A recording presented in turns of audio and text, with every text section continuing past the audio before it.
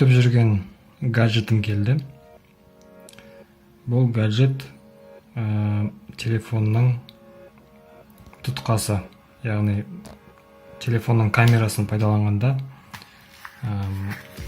орнататын тұтқа. Қазір ашып көреміз. Түрі осындай. Мына жерде маған ұнаған жері бұл екі жағында, жоғарында да төменде де штативке орнататын саңылау тесігі бар. Бұған телефон қалай орнатылады? Бұған кез келген смартфонды орнатуға болады. Яғни әмбебап тұтқа. Мына жерінде реттегіші бар, яғни телефонның көлеміне қарай оны бүйтіп өсіруге болады, үлкейтуге. Яғни жоғары жағы көтеріледі. Бұл гаджет Қытайдың Уланзи деген фирмасынікі. Мен Алиэкспресс арқылы тапсырыс бердім. Маған бұл қазір айтайын. 24 наурызда тапсырыс беріппін. Бүгін 18 сәуір, яғни 3 апта 4 күндей жүріп отыр. 3 апта 4 күн дегенде маған келіп отыр. Бағасы мен рубльмен тапсырысты рубльмен бердім. Рубльмен шаққанда 600 рубльмен шаққанда 609 рубль. 609 рубль шамамен теңгемен 3000 теңгеден асады. 3000-нан сәл асады. Бұл енді түрі қарапайым, ешқандай қиын ештеңе жоқ. Астында мұның ұстауға арналған жері, орны, сосын міне көріп тұрсыздар, деңгейін байқауға болады. Телефонның камерасы қосқанда қисық түсірмеу үшін пайдалы нәрсе. Тағы бір ұнаған нәрсе маған саңылау. Бұл саңылау штативті орнатуға арналған. Менде мысалы бұрыннан келе жатқан штатив бар. Оны мен экшн камера үшін алып едім былтыр. Экшн камера үшін алдым, бірақ бұны мына құрылғыға да қатар қолдануға болады. Қазір көрсетем.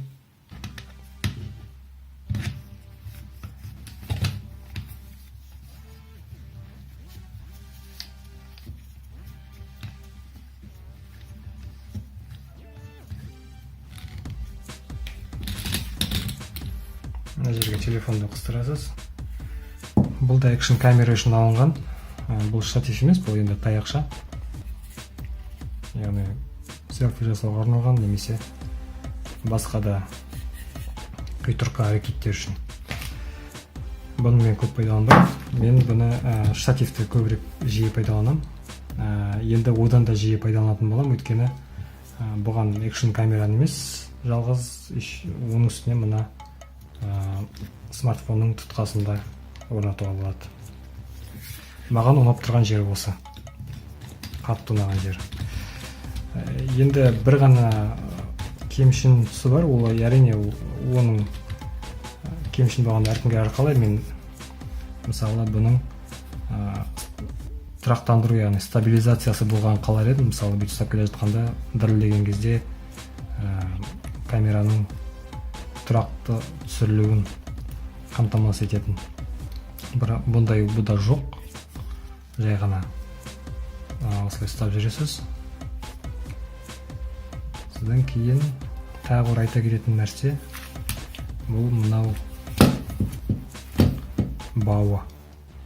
Яғни бір экстремалды жағдайда, халықтың арасында тұрғанда, мысалы концертте, басқа да бір биікте тұрғанда, мысалы қолдан шығып кетеді деп қорықпайсыз. Мына жерден бекітіп қоясыз, тартып.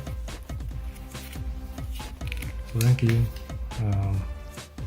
қолдан шығып кеткеннің өзінде де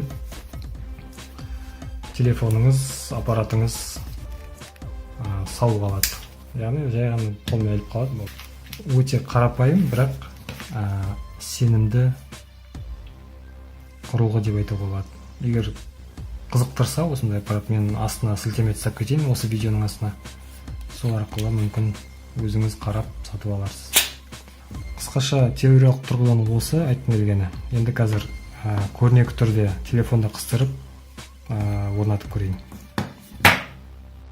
Достар, енді видеоның сапасы үшін кешірім сұраймын, өйткені осы видеоны түсіріп отқан телефонды басқа мақсатта пайдалану тура келеді, яғни мына құрылғыға орнату үшін. Ал түсіретін құрылғы ретінде планшеттің камерасы пайдаланылып отыр, сондықтан қатты сүге көрмеңіздер. Видеоның сапасы сәл нашар болады. Енді мынаны ашып көрейік.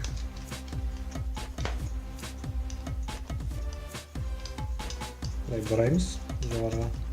Мына жерде көріп тұрсыздар. Бұрау арқылы ортасы бұрау арқылы көтеріледі.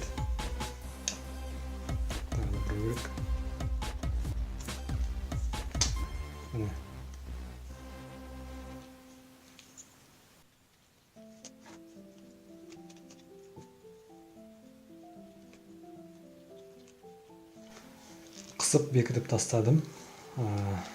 Телефон түсіруге дайын. Түсіргенде бұлай ұстап жүресіз. Бір мысалы телефонның өзінен түсіретін болсаңыз, бұлай екі саусақпен немесе үш саусақпен ғана қапсырып ұстауға тура келеді. Ал бұл кішкене қауіптілеу, өйткені телефон қолдан сырғып кетуі мүмкін, немесе бір жағына қарай қисайып кетуі мүмкін. Қолдан сырғып, сол кезде түсіріп отқан видеоңыз нашар болып шығады. Немесе қолыңыз дірілдеп жүрген кезде сапаға кері әсер етуі мүмкін. Ал енді мынадан кішкене сенімдірек. Екіншіден видеоның да кадрдың да дірілдеуі азаятын шығар деген үміт бар. Енді бұны біз штативке орнатып көреміз. Осылай. Телефон кішкене қисық орнатылған сияқты. Маған солай көрініп тұр. Әлде штатив қисық, әлде телефон тұтқаға дұрыс орнатылмаған. Штативтің аяқтары созылады. Бұны тағы да жоғары қарай көтеруге болады. Ол іздесеңіз, мынаны штативтің үстіне орнатып, ал телефонды мынаның ұшына кигізуге болады, сонда одан да биік болады. Қысқасы, телекамераның штативіне жақындап қалатын шығар, бұны бәрін созатын болса. Жалпы айтқым келгені осы. Қызық болса, комментке сұрақ қалдырыңыз, жауап беруге тырысамын, егер айтылмай қалған нәрселер болса. Ал осы товарға сілтемені видеоның астындағы суреттемеге жазып кетемін. Рахмет, сау болыңыз.